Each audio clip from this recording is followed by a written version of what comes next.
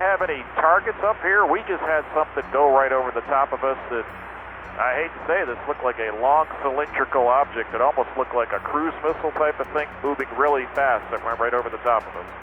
It happened today at 11:17 Pacific Standard Time. It was over New Mexico, and a buddy of mine who asked not to be named because he has a real high clearance. He's a ham radio operator, and he loves listening to radio traffic on the air, from the airlines.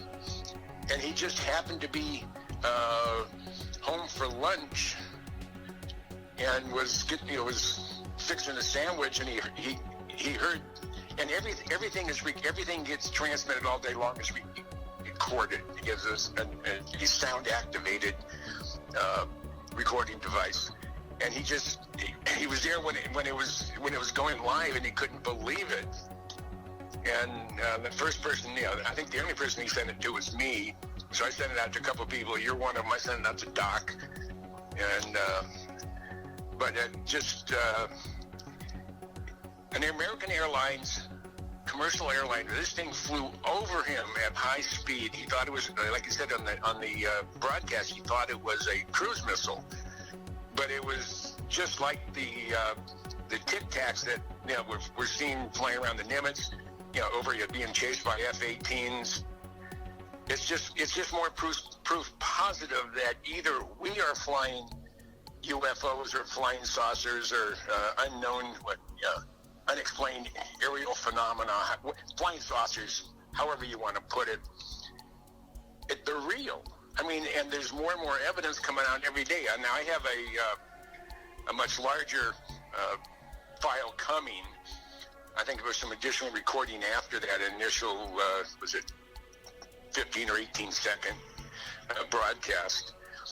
So when the time is right, and once we get over some of the restrictions in the state of Nevada, I plan on going out there with recording devices and cameras, and I want to spend at least 3 or 4 days in and around Area 51 and that part of the world to see if I can, to see what I can get, see if we can actually get a photograph of whatever it is, flying flying around, getting people all excited about, UFOs.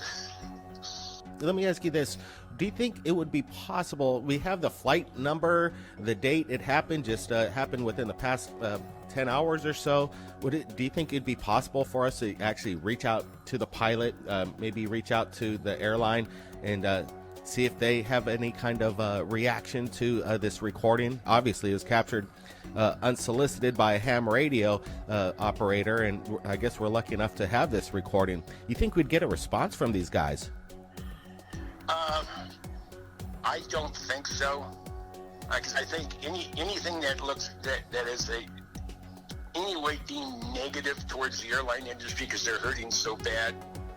I mean, look, earlier today or yesterday, the engine decided to up on a Boeing 777-200 from United Airlines heading to Hawaii, and I don't know if you've seen that video. It's pretty awesome. But more than likely, the airlines will probably say no comment, and I don't think it's going to go very far with the airlines if you inquire. I would do it anyway, just to cover your bases. But I don't think you would see a response from the airlines at all. They have enough problems as it is. So give it a try. You guys are the best out there in digging up stuff. So give it a shot.